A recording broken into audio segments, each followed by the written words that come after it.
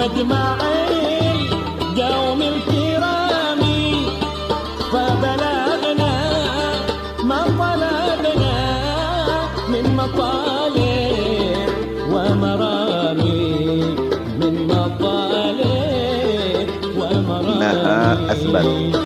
Abdi, tampakkanlah siapa engkau al-mawaddata pada cinta, liman kepada orang yang wadda mencintai siapa man ka padamu, fa innaha karena sesungguhnya yang demikian itu yaitu asbatu dapat melanggengkan cinta. Shadaqan Nabi alaihi salatu wassalam. Assalamualaikum warahmatullahi wabarakatuh. Bismillah walhamdulillah wassalatu wassalamu ala rasulillah wa ala alihi wa sahbihi wa man tabi'a sunnata waqtada bihuda wa nasara dinah ila yaumil qiyamah wa la hawla wa la quwata illa billah. Subhanaka la ilma lana illa ma 'allamtana innaka antal alimul hakim. Rabbi shrah li sadri wa yassir li amri wahlul 'uqdatam min lisani yafqahu qawli. Rabbi zidna ilman warzuqna fahman wa atina hikmatan. Allahumma barik lana fi majlisina hadza birahmatika ya arhamar rahimin. Amma ba'du, ahlan wa sahlan wa marhaban bihudurikum wa bigudumikum. Al-Faqir ucapkan kepada seluruh dan segenap para habaib, para asatidzah, para masyayikh, para jamaah sekalian rahimakumullah. Alhamdulillah wa syukrulillah, thumma alhamdulillah wa syukrulillah. Berkat taufiknya, hidayahnya, inayahnya, riayahnya, hirasahnya, himayahnya, kita dapat kembali berkumpul bersilaturahmi dalam rangka menghadiri, mengikuti, menyemarakkan, meramaikan, mensyiarkan majelis rutinan yang rutin kita selenggarakan di Rubatul Raidhah ini di setiap pekannya. Kita awali majelis tadi dengan pembacaan tawasul, kemudian kita sambung dengan pembacaan Ratib Al-Attas, dan kemudian dilanjutkan dengan pembacaan kisah Maulid Nabi. Yang kesemuanya itu tentunya kita tidak lagi ragukan faedahnya, fadilahnya, manfaatnya. Mudah-mudahan dari apa yang kita baca tadi kita mendapatkan keberkahan. Allah Subhanahu wa taala gabulkan hajat-hajat kita sekalian. Baik itu hajat yang berkaitan dengan urusan pribadi kita, hajat yang berkaitan dengan urusan keluarga maupun rumah tangga kita, hajat yang berkaitan dengan urusan usaha ataupun pekerjaan kita, dan hajat-hajat yang lainnya yang menyangkut berbagai macam urusan, mulai dari urusan agama, urusan dunia, sampai urusan akhirat. Amin ya rabbal alamin. Ma'asyiral jamaah rahimakumullah. Kita telah sampai ke hadis yang ke-45 dari kitab Jami'us Shaghir lil Imam As-Suyuti, di mana Nabi kita Muhammad sallallahu alaihi wa alihi wa sahbihi wasallam bersabda, abdil mawaddata liman wadaka, tampakkanlah cintamu kepada orang yang mencintaimu. Orang-orang yang mencintai kita, maka balas cinta mereka dengan menampakkannya, dengan berucap baik kepadanya, dengan berbuat baik kepadanya, bersikap baik kepadanya. Kenapa? Sebab yang demikian itu fa innaha, yang demikian itu asbat, dapat melanggengkan cinta kita. Ya. Jadi ketika kita mencintai orang tua kita, ya, tunjukkan rasa cinta kita kepada orang tua kita dengan berbakti kepadanya, berucap baik kepadanya, berbuat baik kepadanya. Ya, tunjukkan, buktikan bahwa cinta kita ini betul-betul tulus. Ya. Betul-betul ikhlas, murni karena Allah Subhanahu wa ta'ala. Begitu juga cinta kita kepada Allah dan Rasulnya, cinta kita kepada Rasulullah. Ketika kita mencintai Rasulullah, ya kita tunjukkan bahwa kita mencintai beliau. Dengan cara apa? Dengan cara mengikutinya, mengikuti sunnahnya, mengikuti ucapannya, perbuatannya, sikapnya, tingkah lakunya, gaya hidupnya, kepribadiannya, akhlaknya. Nah, semua itu merupakan bukti cinta kita kepadanya. Tapi memang kita nggak akan mampu untuk meniru 100% Rasulullah Shallallahu Alaihi Wasallam. Jangankan Rasulullah, ya, ulama-ulama kita aja yang kita cinta, kita belum tentu bisa, belum tentu sanggup ya, untuk meniru mereka. Ya, paling banternya kita bisa niru pakaiannya doang. Ya, dari mulai imamahnya, gamisnya, jubahnya bisa dah tuh kita tiru. Ya kalau yang begitu mah di toko banyak ya. Tinggal beli ya yang sesuai ukuran kita, samain, sama bisa.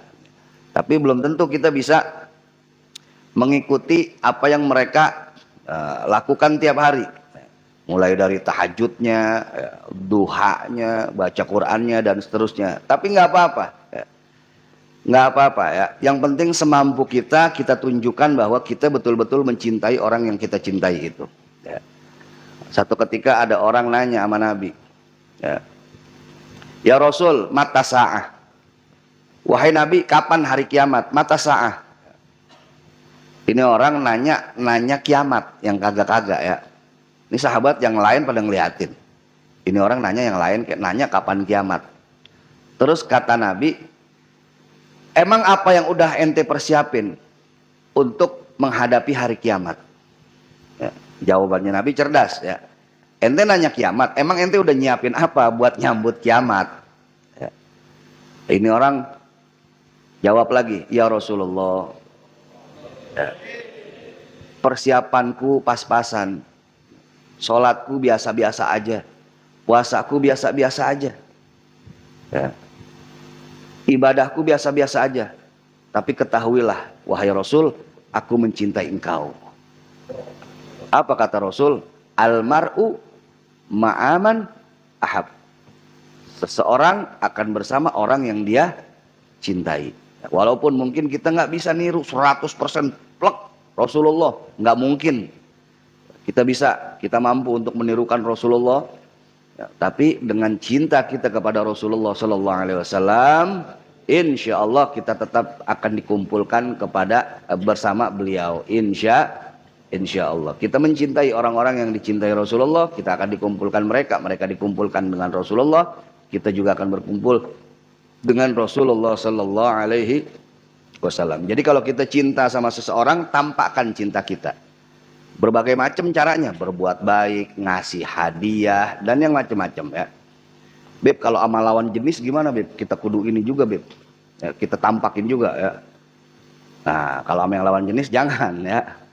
Jangan mentang-mentang kata Nabi suruh tampakin cinta kita, terus kita cinta sama cewek, terus kita belak-belakan ngomong sama dia ya, aneh cinta main ente, apalagi bini orang, jangan ya, bisa bahaya itu ya. Kalau kita cinta sama lawan jenis dan kita mau halalin, tempuh dengan cara yang halal ya, tempuh dengan cara yang halal ya. Datengin rumahnya, ketemuin orang tuanya ya. Terus gimana Beb kalau misalkan cinta sama istri orang Beb ya, cinta sama orang yang nggak boleh, bukan mahram kita dah. Ya memang kalau kita bicara tentang al-hub, cinta ini kadang datang tiba-tiba begitu aja, ya kan? Kita nggak bisa milih, kita mau cinta sama siapa, Kadang kita menyukai orang yang nggak boleh kita sukain. Bagaimana itu, Bib? Kalau timbul perasaan itu dosa apa kagak, Bib? Kalau itu secara alamiah timbul, ya kita nggak berdosa. Tapi ketika kita melakukan tindakan baru dosa. Maaf, contoh ekstrim. Kita cinta sama istrinya si A. Misalkan ya. Tahu-tahu timbul aja begitu ya. Nah, kalau timbul begitu aja ya, tanpa kita nyari-nyari ya. Timbul begitu aja tahu-tahu blok demen sama si fulanah gitu ya. Nah, sampai tahap itu nggak dosa. Selama kita tidak bertindak.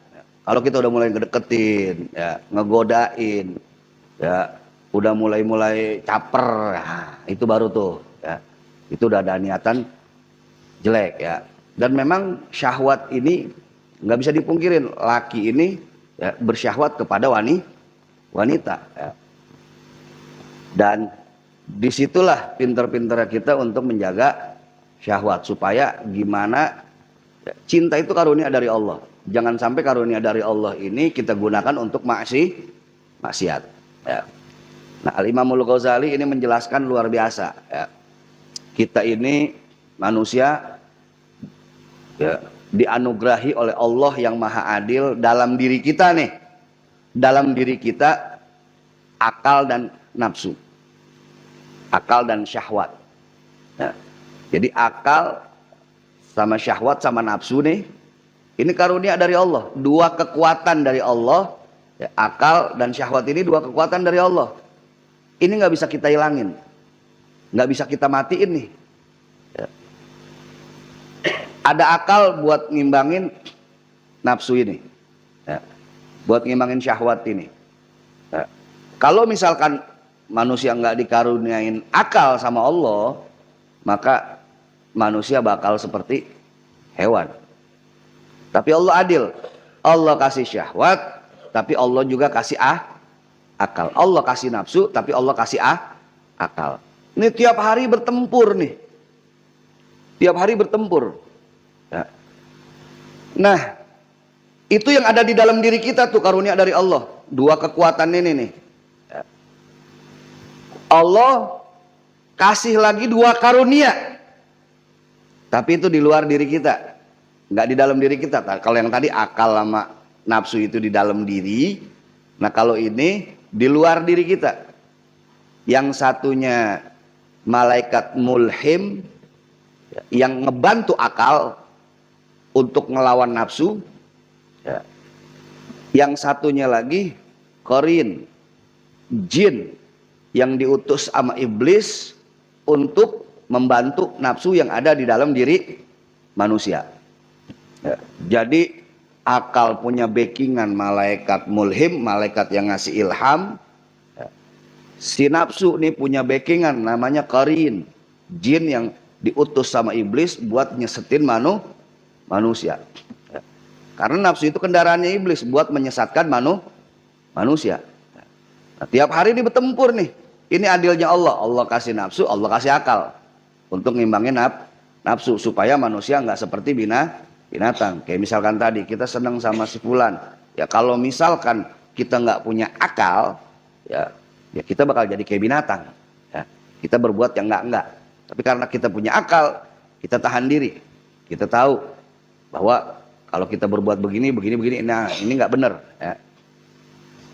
Nah di belakang akal ada malaikat mulhim yang ngasih masukan, yang ngasih dorongan, yang nge-backing akal untuk berbuat baik.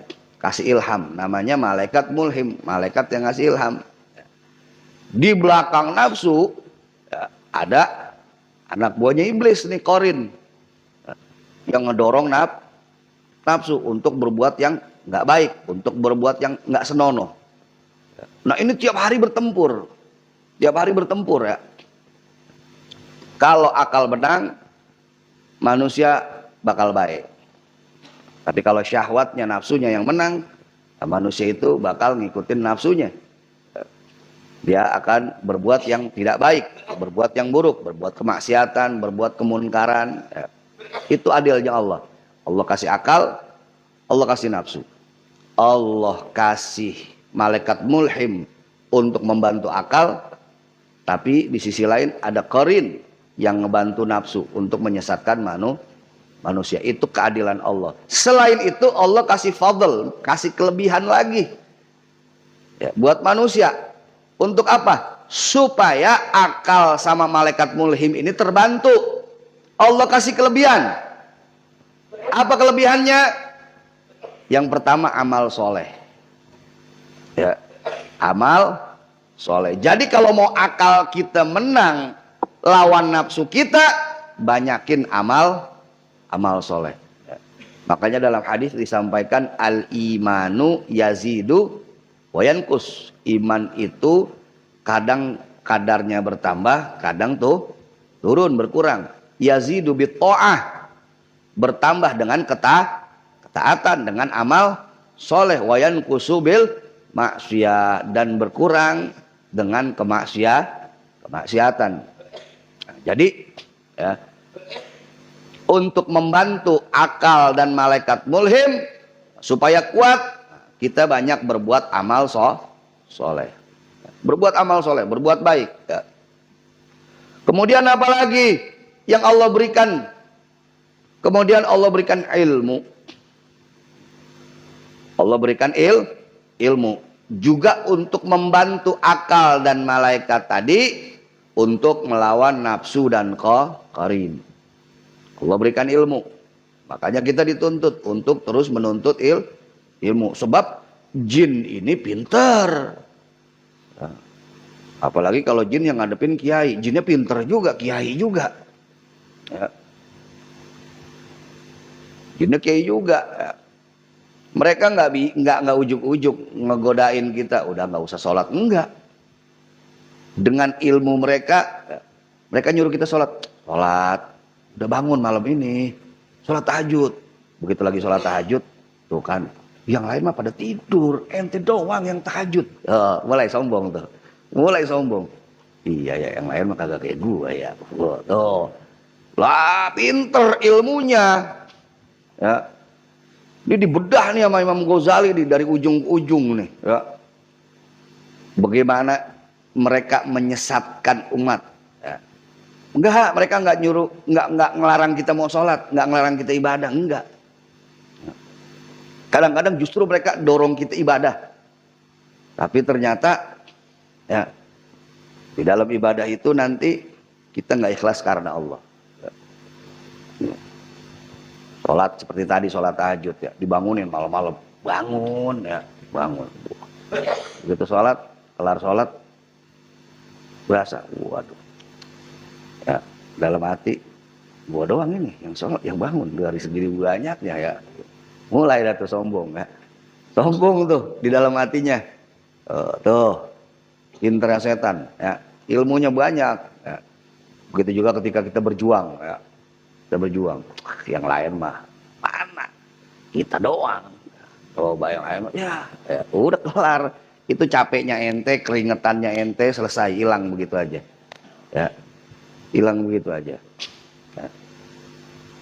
Begitu juga ketika sedekah ya. Dia nggak, jangan sedekah, jangan ya. Kadang-kadang dia justru sedekah yang banyak ya. Begitu sedekah yang banyak tuh, yang lain mah perhitungan. Ente doang yang banyak ya, yang lain paling 2.000. Coba tuh ente tuh. Ini kalau nggak ada ente nih, wah, ya bisa kacau ini. Oh, mulai dah tuh. Begitu. Makanya kita harus terus mencari ilmu. Sebab ilmu ini yang bisa nguatin akal. Jadi kalau mereka mau memperdaya kita, mau tipu daya kita dengan ilmu mereka, kita udah tahu. Kita udah tahu. Ya. Ya. Kita udah tahu dah tuh ya, penangkalnya. Ketika dia coba mempengaruhi nafsu kita ya, untuk merasa kita paling baik dari yang lain, kita udah tahu, oh, ini setan nih kerjaannya nih. Ya, setan mau coba-coba nih pengaruhin kita nih. Ya. Nah, itu yang memperkuat akal. Kemudian apalagi selain ilmu, kemudian selain amal soleh, lalu kemudian ilmu, kemudian Allah karuniain lagi apa? Zikrullah, senantiasa berzikir kepada Allah. Itu juga dapat membantu akal melawan hawa nafsu. Zikrullah, banyakin berzikir, baca Al-Quran, zikir, ya, baca rotib dan lain sebagainya. Ini zikrullah, ini ibadah yang paling gampang kita kerjain, tapi gede pahalanya. Ada ibadah yang pahalanya gede, modalnya gede juga. Contoh seperti haji. Pahalanya gede gak? Gede. Tapi biayanya gede gak? Gede. Nunggunya aja lama ya.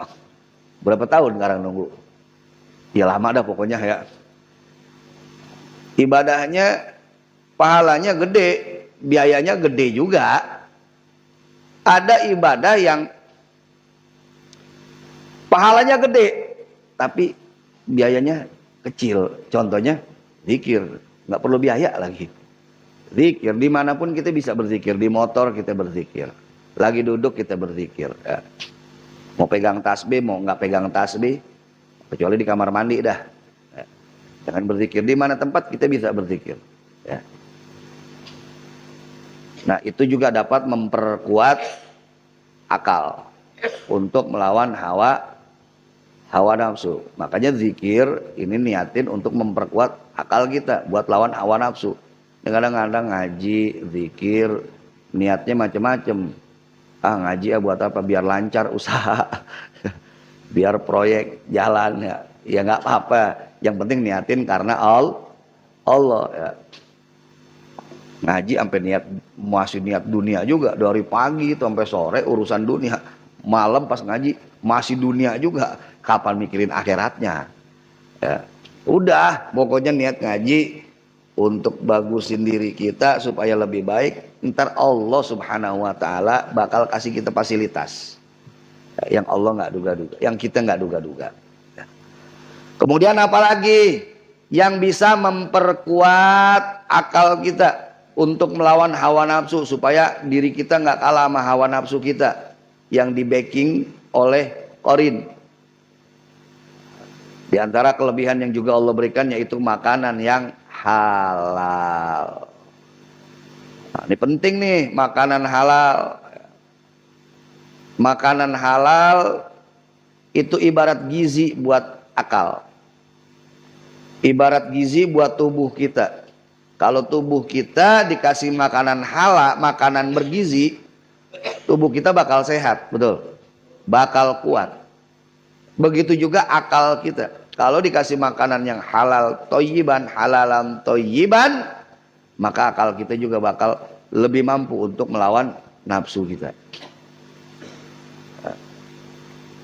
Sebaliknya, kalau makanan haram, ini asupannya syahwat. Ini bisa menguatkan syahwat kita, bisa menguatkan nafsu kita, yang akhirnya ketika kita makan makanan yang haram, maka kita pun cenderung akan berbuat menjurus kepada yang haram. Menjurus kepada yang haram. Makanya korupsi di Indonesia ini kayaknya agak sulit untuk diberantas kalau nggak pakai cara ekstrim. Sekarang bapaknya korupsi. Bapaknya korupsi, dari uang hasil korupsi itu dia ngebiayain anaknya sekolah, dia ngebiayain anaknya kuliah, anaknya sekolah, anaknya kuliah dari duit hasil yang haram. Begitu lulus jadi sarjana, nyari kerja, ujung-ujungnya melakukan perbuatan haram juga, nggak putus-putus. Makanya nggak aneh kalau misalkan ada copet punya anak, anaknya jadi rampok. Bukan karena keturunan, bukan. Karena dikasih makannya makanan yang haram. Begitu juga ada kiai punya anak, anaknya jadi kiai juga. Bukan karena ya wajar dia mah kiai, enggak juga.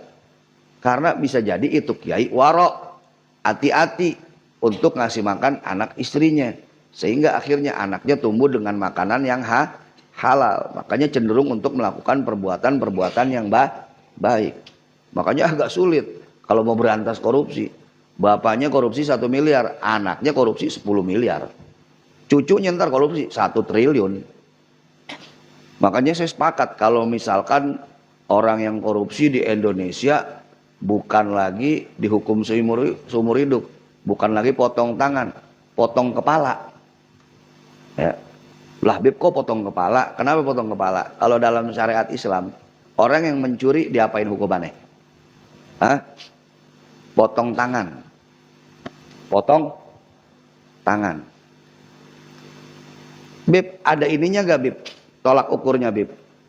Kalau misalkan dia nyurinya sekitar 700.000 sampai 1 juta, itu udah masuk itu harus dipotong tangan.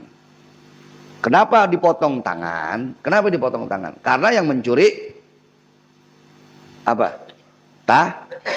Tangan. Orang mencuri pakai apa? Pakai tangan. Makanya tangannya yang dipotong. Kalau orang korupsi nyurinya pakai tangan apa kagak? Pakai otak. Makanya otaknya yang kudu dipotong. Otaknya di mana? Di pala, potong udah. Orang yang korupsi ya dia di rumah. Anda tangan doang dari kantor cair tuh duit. Kalau nyuri kan pakai tangan ya kan, makanya yang dipotong tangannya, yang dihukum tangannya.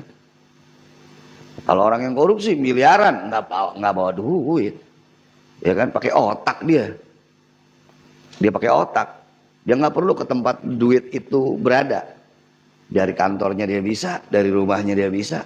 Korupsi yang kerja apanya? Tangannya apa otaknya? Makanya yang udah dipotong apa? Otaknya. Otaknya ada di mana? Di kepala. Ya. Siarin live dah tuh di TV. Ya, di TV One di mana ya? Hari ini ya akan ada eksekusi terpidana korupsi, terpidana koruptor ya. Fulan mantan anggota dewan. Ya. Disiarin. Kira-kira besok-besok dewan-dewan yang lain, pejabat-pejabat yang lain mau korupsi gak? Nggak bakalan. Disiarin live, ya kan? Disiarin live.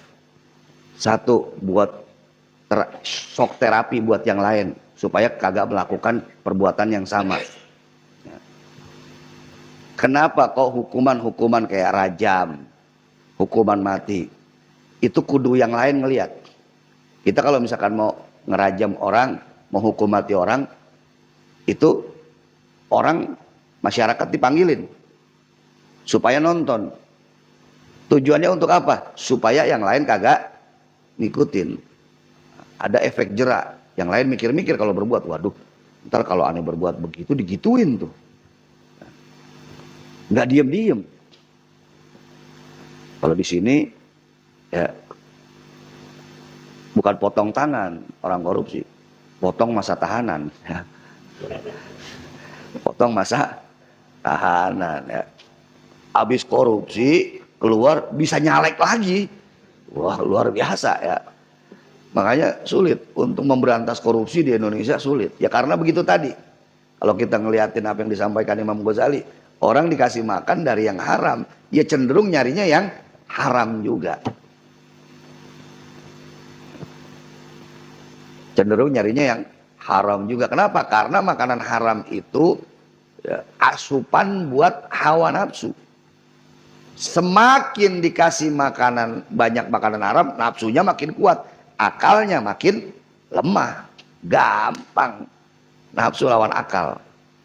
Tapi kalau dikasih makanan yang halal, yang thayyib, ditunjang dengan zikir, ditunjang dengan ilmu, ditunjang dengan amal soleh, itu akal kuat dan bisa ngalahin nafsunya.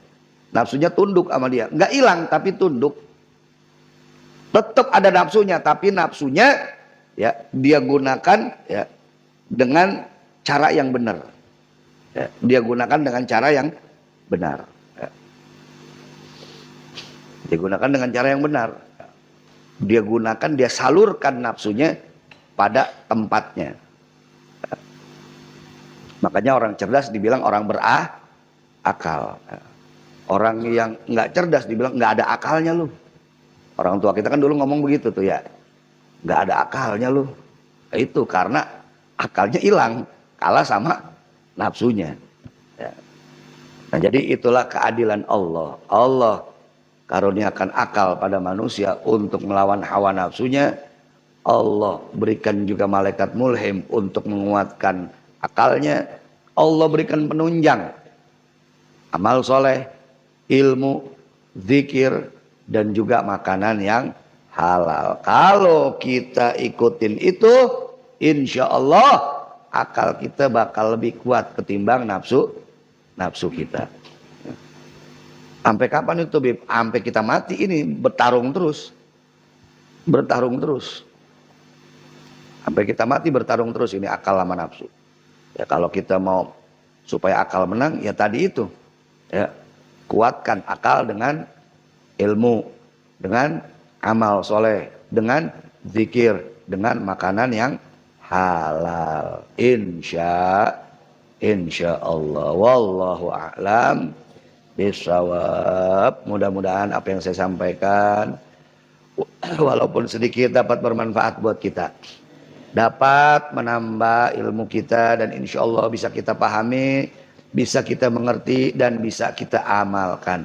Amin ya rabbal alamin bil qabul. Al-Fatihah.